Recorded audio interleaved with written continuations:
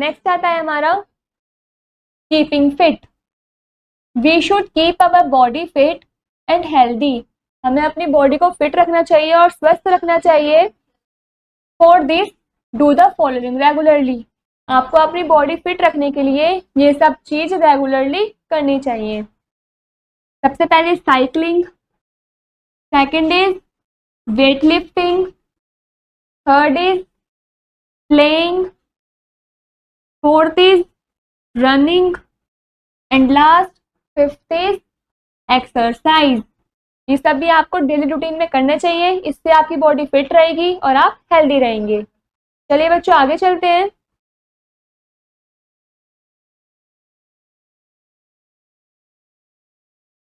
Next आता है हमारा फन वैली।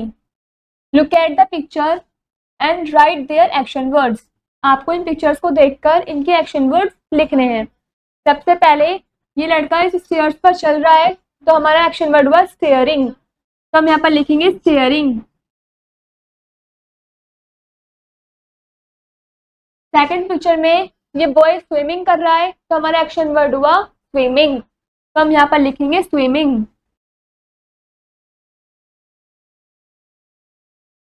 थर्ड वाले में ये बच्चा बॉक्सिंग कर रहा है, तो हमारा एक्शन वर्ड हुआ बॉक्सिंग।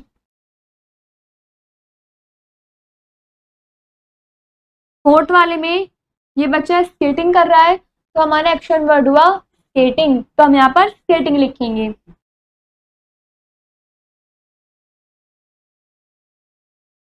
लास्ट वाला है ये बच्चा चल रहा है, तो हम यहाँ पर लिखेंगे वॉकिंग।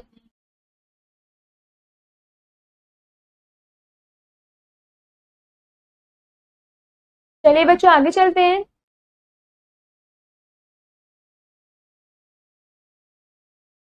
नेक्स्ट आता है हमारा spring yoga. We should keep our body fit and healthy. हमें अपनी बॉडी को फिट रखना चाहिए, हेल्दी रखना चाहिए। Below are some basic yoga poses for kids. नीचे कुछ सिंपल से बेसिक योगा पॉजेस दे रखे हैं जो बच्चों को करने चाहिए। Make sure to practice these poses under the supervision of yoga teacher.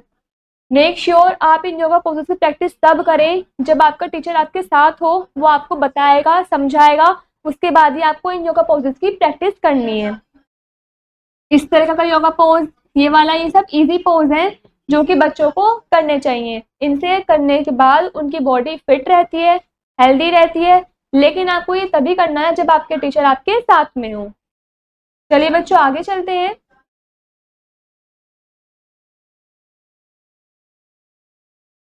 Next आता है हमारा table manners. Read the following table manners. नीचे कुछ टेबल मैनर्स दे रखे हैं, चलिए उनको पढ़ते हैं, रीड करते हैं। Napkin in your lap. जब आप कुछ खा रहे हो तो सबसे पहले अपने नैपकिन को अपने लैप पर रख लें। Elbows off the table and sit up tall. अपनी कोहनियों को टेबल पर रखें और बिल्कुल सिट स्ट्रेट होकर बैठ जाएं। Chew with your mouth closed. अपना खाना मुंह बंद कर कर खाएं। Food to mouth not mouth to food. खाना मुंह के अंदर खाएं, मुंह पर बाहर खाना नहीं लगना चाहिए।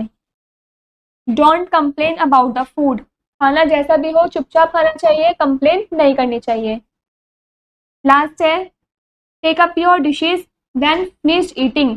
जब आप अपना पूरा खाना खा लो तब आपको अपनी प्लेट उठाकर उसको रखनी चाहिए, ऐसा नहीं है कि वहीं पर ही छोड़ दो।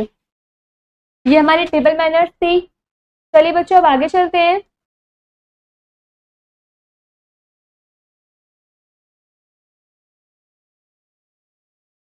नेक्स्ट आता है हमारा problem solving. Let us look at the steps to solve a problem. चलिए हम कुछ स्टेप्स देखते हैं अपनी प्रॉब्लम सॉल्व करने के लिए। सबसे पहले अंडरस्टैंड द प्रॉब्लम। जो भी समस्या हो, जो भी प्रॉब्लम हो, सबसे पहले आपको उसको समझना चाहिए। Second is think of different ways to solve it. उसके बाद आपको अलग अलग तरीके सोचने चाहिए उस समस्या को सुलझाने के लिए, सॉल्व करने के लिए। थर्ड है चूज द बेस्ट वे। आपको सही तरीका ढूंढना चाहिए उस प्रॉब्लम को, उस समस्या को सुलझाने के लिए, सॉल्व करने के लिए।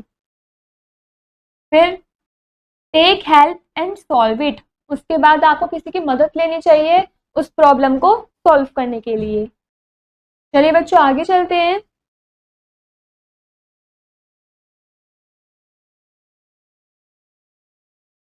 नेक्स्ट आता है हमारी fun valley. Tick right the missing piece to solve the puzzle. आपको इनमें से मिसिंग पीस ढूंढना है जिससे कि जो पजल हमें दे रखा है ये सॉल्व हो जाए, कंप्लीट हो जाए। A problem is like a puzzle, we can solve it.